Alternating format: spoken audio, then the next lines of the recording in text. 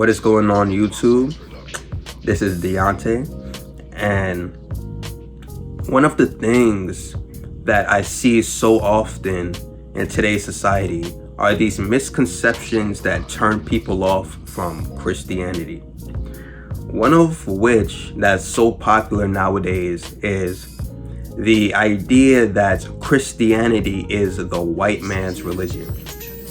Now, a lot of people think that once they depart from Christianity and they begin to indulge in African religions, that they're somehow woke, that they've broken the matrix, that they've escaped this hallucination that Jesus is the way, the truth, and the life. And now they see the truth that, African people and black people, we should be indulging in these religions. Now, this belief was actually started by a man named Elijah Muhammad. And during the time of black nationalism, Elijah Muhammad, he had a real belief in his heart that one of the things that was keeping black people oppressed was the fact that every week we will go to church and worship a white man named Jesus, and that we were practicing a Eurocentric religion called Christianity. And he believed that in order for black people to progress, we needed to depart from the illusion that Christianity is the true religion. Because in believing that Christianity is a true religion, we would believe that white people are superior to us since Jesus was white. But this is actually not true, and people still believe this. And this is actually a very, very wrong misconception that can be cleared up if people were to just read the Bible. I often say that the Bible is the only book on the planet that people write a review about without reading it. And we know that people write a review about the Bible without reading it because you come to conclusions like this. All you have to do is just pay attention to the Old Testament. Read the Old Testament and pay attention to the names of the locations in the Old Testament. Once you pay attention to the names of the locations in the Old Testament, what you will find is that 90% of the Bible takes place in Africa and in Asia. 90% of the Bible takes place in Africa and in Asia. The Old Testament was written about 3,000 years before Christianity was introduced to Europeans. So that already destroys the argument that Europeans were the ones that imposed Christianity or introduced Christianity to Africans. Because that's where it originated, from Africa and from in Asia. And so when people often talk about Christianity is trying to take us away from our African spirituality, one thing that you have to realize is that Christianity is African spirituality. It 100% is African spirituality. There's so much Afrocentricity in the Bible that the only way you can come to the conclusion that Europeans introduced Christianity to Africans is the fact that you haven't read the Old Testament, haven't read the Bible. Second to that, we can see in history that during slavery, when the slave masters who were Christians tried to introduce Christianity to their slaves, we saw that the slave masters gave these slaves edited versions of the Bible called the Slave Bible. Now, what is the Slave Bible? The Slave Bible is the Bible. However, many key verses in the Bible were taken out in order to give to slaves. Why?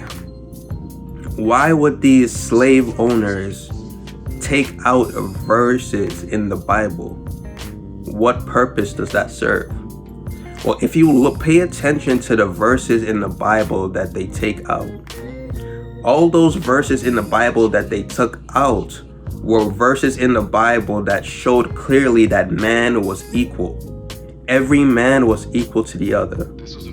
If Christianity were the white man's religion, then why would slave owners feel the need to give slaves an edited version of the Bible? It's almost as if these slave owners felt deeply in their hearts that if slaves were to read the full Bible, a slave uprising would form, because the Bible does not support slavery and it does not support the oppression of black people. So we have, number one, the Bible and Christianity is African spirituality. It was originated in Africa and in Asia. Number two, the slave owners, they felt the need to give African slaves an edited version of the Bible in order to keep them in the mindset that they were inferior to them, because they knew that if they gave them the real version of the Bible, that belief would be shattered. Number three, we see that a lot of abolitionists were Christians, some of which are Charles Binney and Harriet Beecher Stowe. Now, these people are Christians, but note that they have a completely different understanding of the Bible than these slave owners who are also Christians, right? And now this just goes to show you that you must read the Bible for yourself. A lot of the times people come to these conclusions and misconceptions about Christianity because you're paying attention to how someone else practices their Christianity.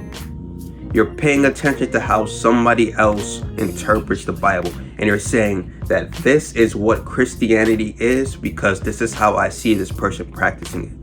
When the Bible makes itself clear that our only example should be Jesus Christ.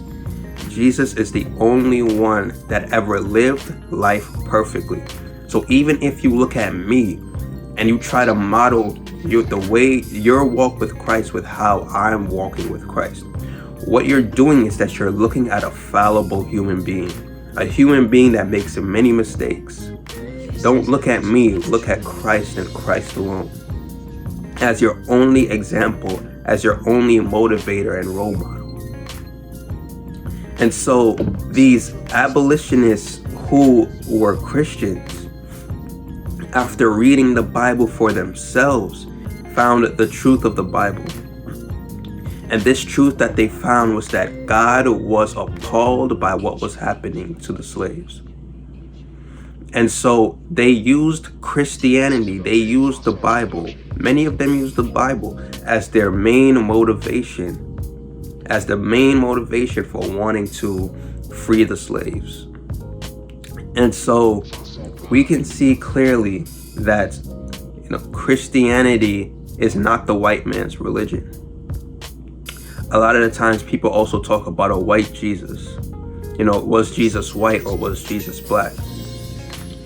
My thing is, I don't care, because all I know is that when I get to heaven and I see his nail printed hands, that the moment that I see him, whether he has white skin, blonde hair, blue eyes, or whether he has dark skin like me, once I see his nail-pierced hands, I'll bow down and worship him. Because the Bible clearly says that all men were created in the image of God and that Christ died for every man.